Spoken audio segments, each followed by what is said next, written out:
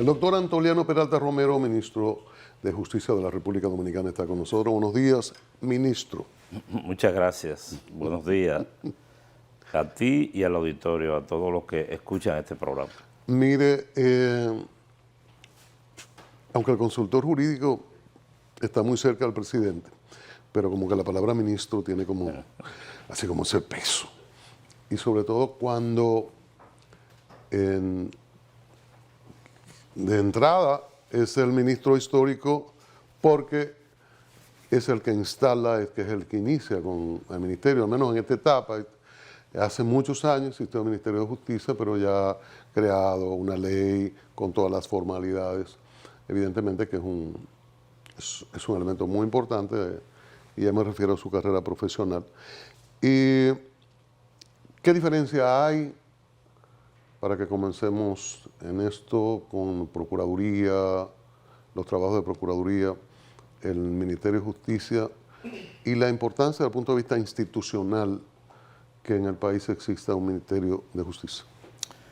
Bueno, la respuesta a esa pregunta define lo que es el Ministerio de Justicia, porque el Ministerio Público es el órgano encargado de la persecución penal, que como yo he explicado públicamente en otras ocasiones, en la Constitución del 2010 se escapó la idea de que el Ministerio Público tenía a su vez las atribuciones de la prevención y la persecución del crimen, lo cual quedó resuelto en la reforma de la Constitución reciente del presidente Abinader.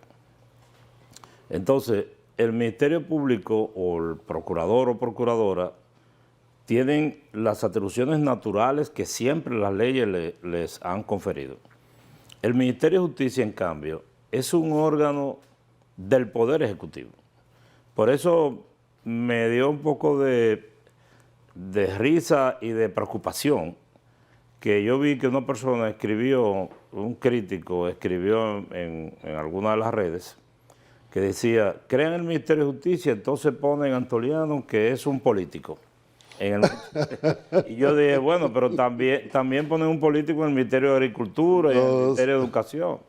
Lo que quiere decir que la gente debe saber que el hecho de que esta institución se llame Ministerio de Justicia no quiere decir que tenga un vínculo inmediato, directo, con las funciones jurisdiccionales, es decir, con el juzgamiento de personas o con la investigación del crimen. El Ministerio de Justicia, de conformidad con la ley, no es más que el órgano que crea el Poder Ejecutivo para que se encargue de aquellos asuntos que tienen relación con la justicia, desde el Poder Ejecutivo.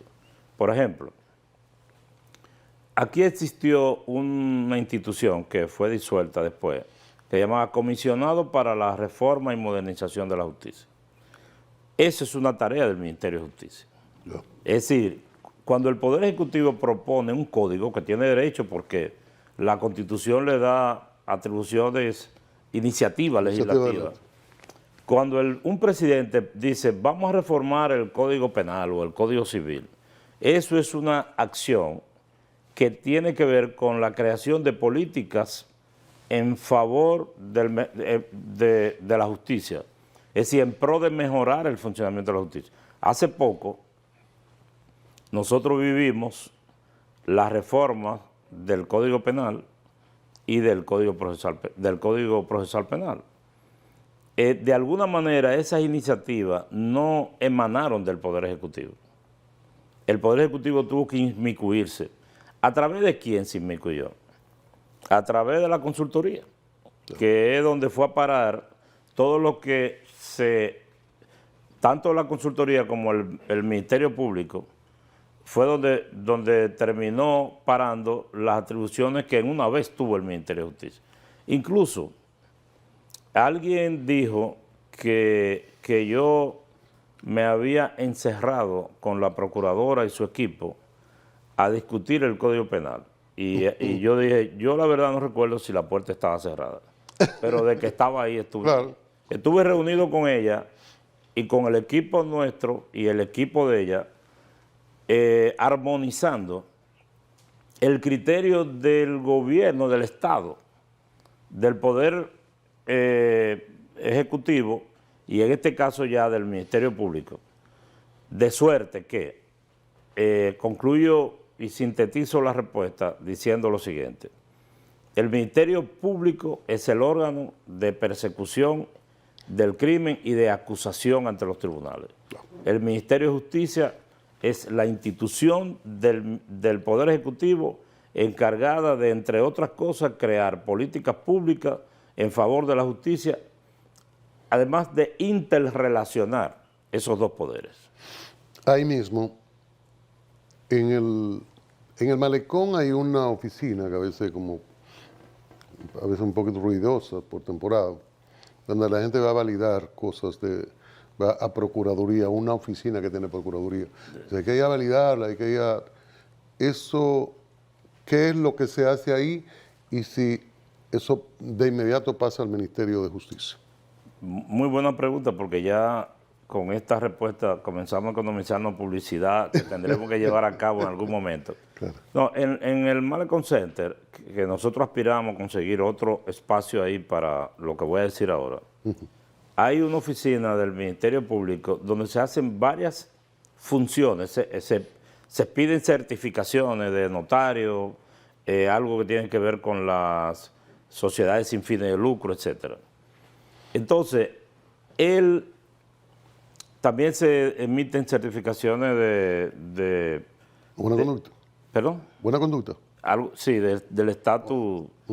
Entonces, ¿qué pasa? Que no todo eso pasa al Ministerio de Justicia. Y por tanto, nosotros hemos estado sosteniendo relaciones con el personal del Ministerio Público y personas del equipo del Ministerio de Justicia para ver cómo seccionamos lo que va a pasar al Ministerio de Justicia, pero ellos no han dicho, la Procuradora dice, bueno, es que este personal yo no se lo puedo pasar a ustedes todo porque ellos se encargan de varias cosas. Y dentro de las cosas que se encargan hay algunas que son de nosotros que se van a quedar aquí. Y además el local también. Entonces estamos ubicando un espacio que puede ser ahí, ya lo anunciaremos, o en otro lugar, para instalar unas ventanillas del Ministerio de Justicia, porque dentro de las atribuciones registrales que se le han pasado al Ministerio de Justicia están la de emitir certificaciones con respecto a los notarios y la de registrar las ONGs. Entonces eso se le quita al Ministerio Público, que nunca debió tenerlo. Nunca debió tenerlo. ¿Y con qué se quedan ellos a nivel registral? Porque investigación y acusar, ¿por qué tiene que tener otras labores administrativas? ¿Con qué se queda? Bueno, ellos sí se quedan con los certificados del estado jurídico de las personas, lo que la gente llama el papel de buena conducta. De buena conducta, que tiene otro nombre. Los antecedentes, un certificado de antecedentes penales, ese es más o menos el nombre. Ah, bueno, pero con eso... Eso tiene que hacerlo el Ministerio Público porque esos son sus archivos. Ok. Las cárceles, que es algo de lo que se ha hablado, pero que es importante recrearlo, ¿no? Porque el que acusa, el que hace que manden a una persona a prisión, hasta ahora es el que se encargaba de su custodia. Y bueno, eso genera una serie de inconvenientes. ¿Qué va a hacer el Ministerio de Justicia con las cárceles? La interacción con el encargado, si lo nombra el ministro, si lo nombra el Poder Ejecutivo, ¿cómo va a ser esto? Ok.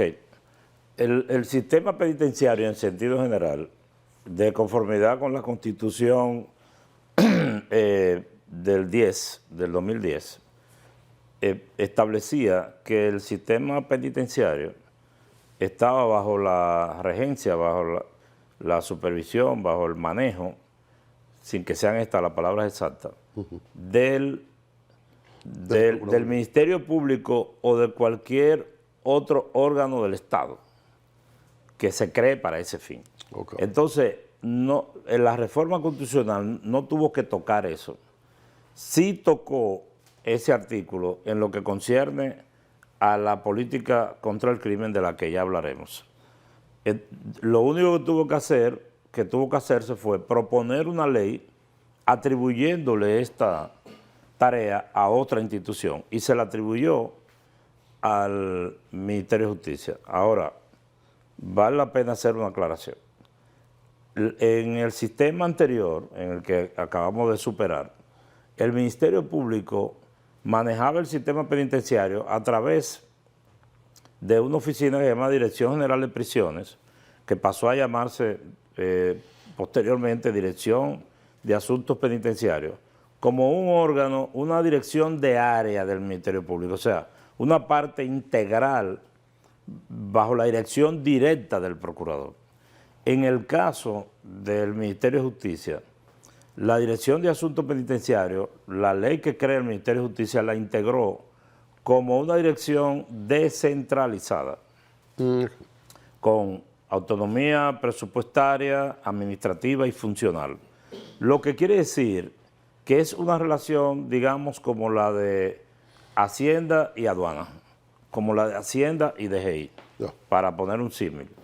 El director será designado por el presidente de la República mediante decreto, que ya fue designado Roberto Santana, porque como había el interés de que él se encargara de esa tarea y todavía no habían las condiciones legales para que él lo hiciera a través del Ministerio de Justicia, porque al ser un órgano adscrito al Ministerio de Justicia y el Ministerio de Justicia no estaba instalado, pues no se podía designar, crear el órgano sin el órgano adscriptor, ¿verdad?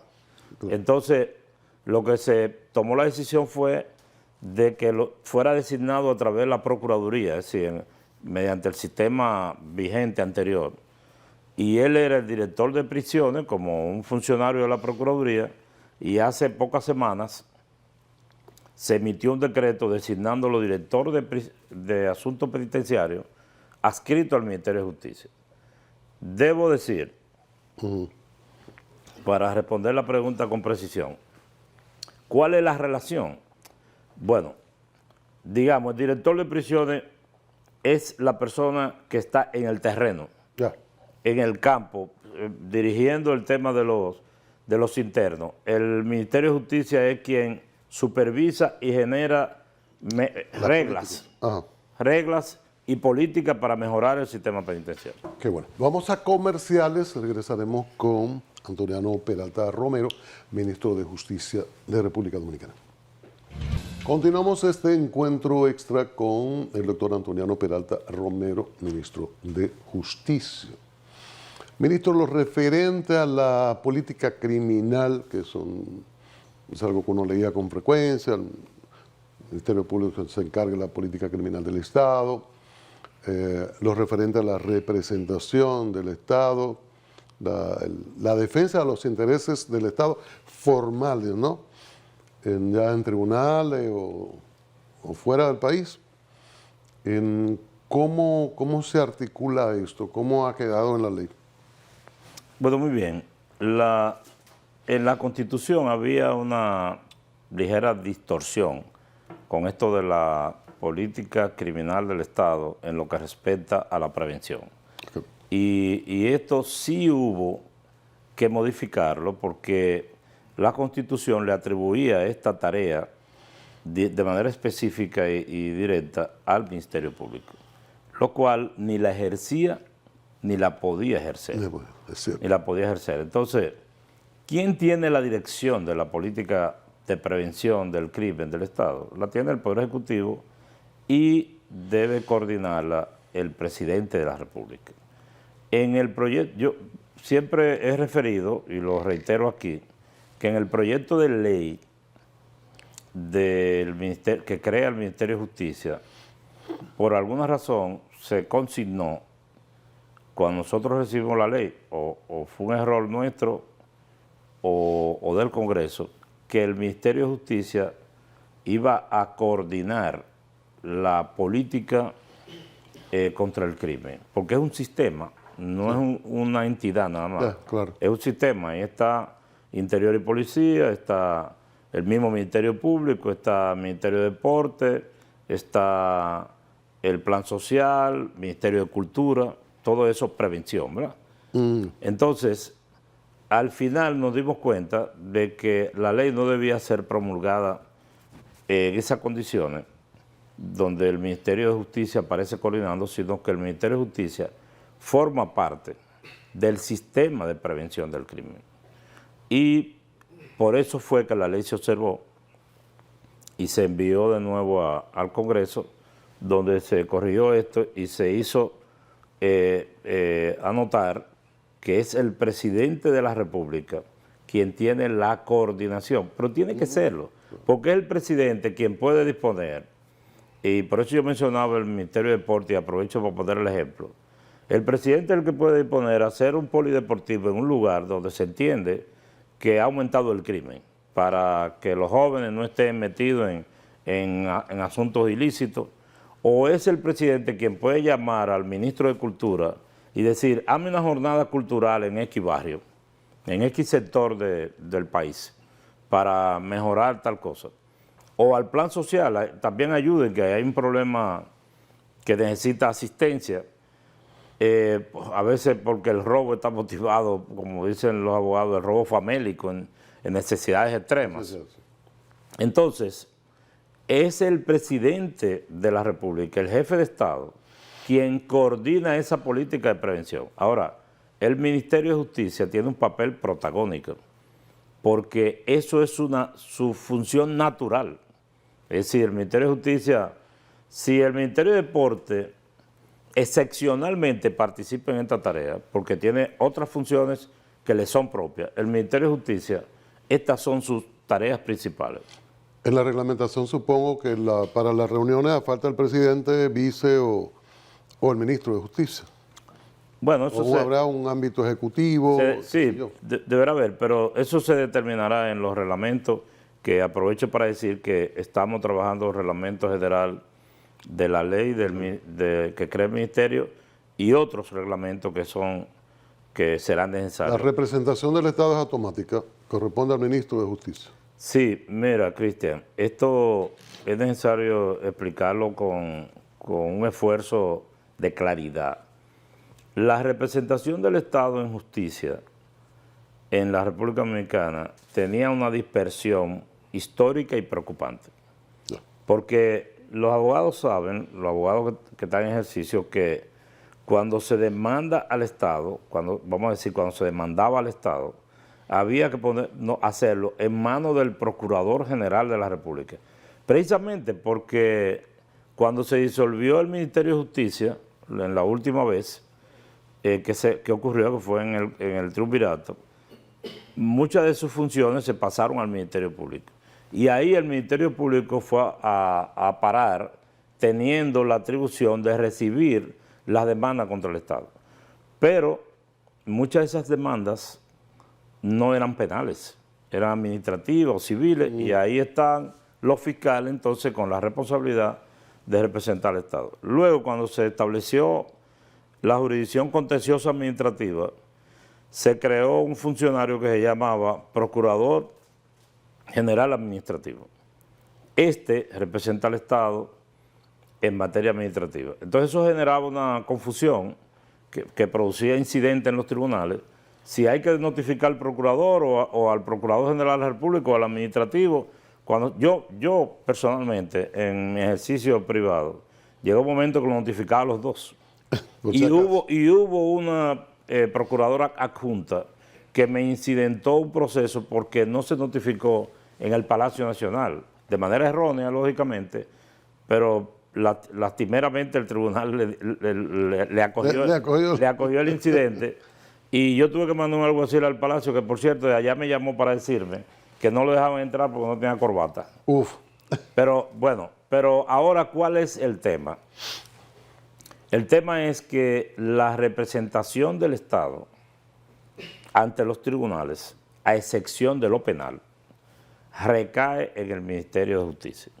Con una exigencia tal, se concentra en el Ministerio de Justicia, porque voy a hablar ahora de lo que era el Procurador general administrativo dentro de del contexto de esta pregunta, con una exigencia tal que cualquier institución del Estado que reciba una notificación poniéndole en causa ante los tribunales dominicanos, tiene que en el término de 24 horas notificarle al Ministerio de Justicia de que ha recibido esa demanda para que el Ministerio de Justicia active las defensas del Estado.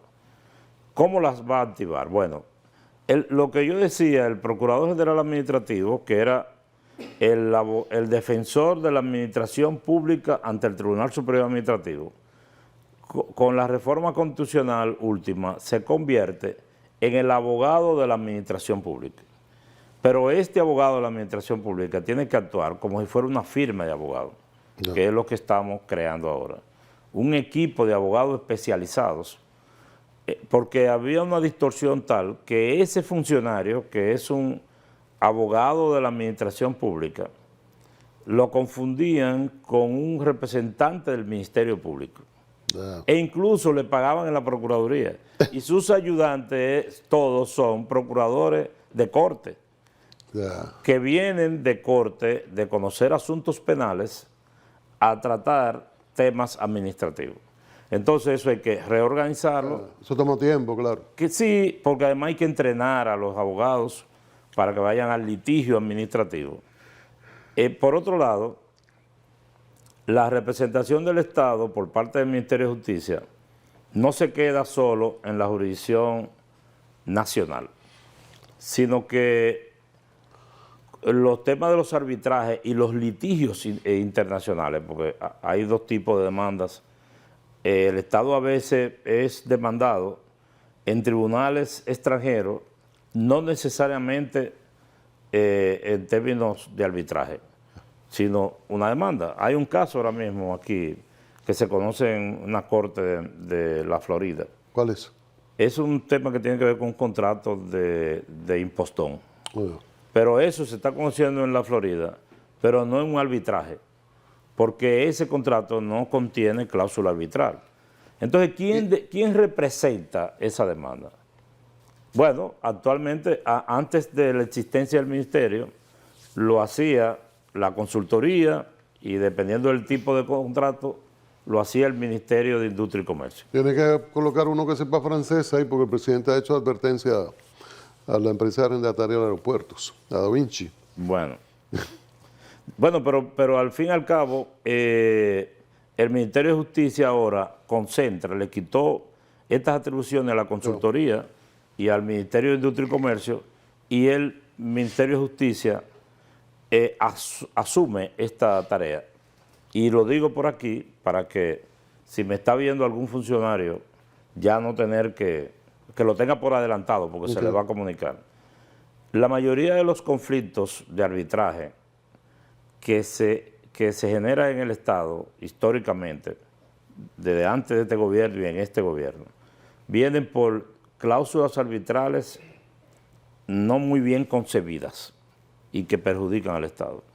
Ahora, todo contrato que contenga una cláusula arbitral de la administración pública tiene que serle notificado al Ministerio de Justicia antes de su firma, bajo la responsabilidad del funcionario que no lo haga.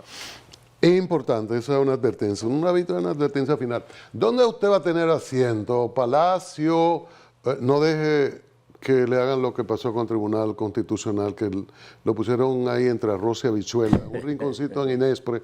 Y a mí me da como una vergüenza ajena con el doctor Milton Wright, cuando también instala el Constitucional.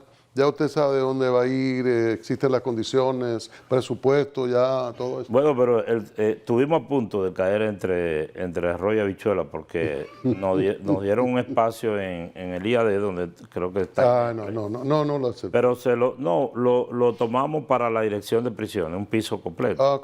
Porque ellos están, eso que es una dependencia del ministerio, está en el edificio de las Cortes y ese edificio ha sido declarado como un peligro público. Un peligro público, claro. Entonces, se está condicionando para que la dirección penitenciaria se instale ahí. Nosotros estamos habilitando una oficina para transitoriedad extendida en el edificio donde funciona Fomper, en la Gustavo Mejía Ricard, esquina Agustín Lara. Ahí vamos a estar. Ah, bueno. Eso, yo no creo, dice McKinney, de que yo no creo en brujas, pero de que vuelan, vuelan. Los Fomper como que siempre han tenido muchos problemas. Pero bien. Ministro, muchísimas gracias. Es importante estas precisiones. Le deseo lo mejor.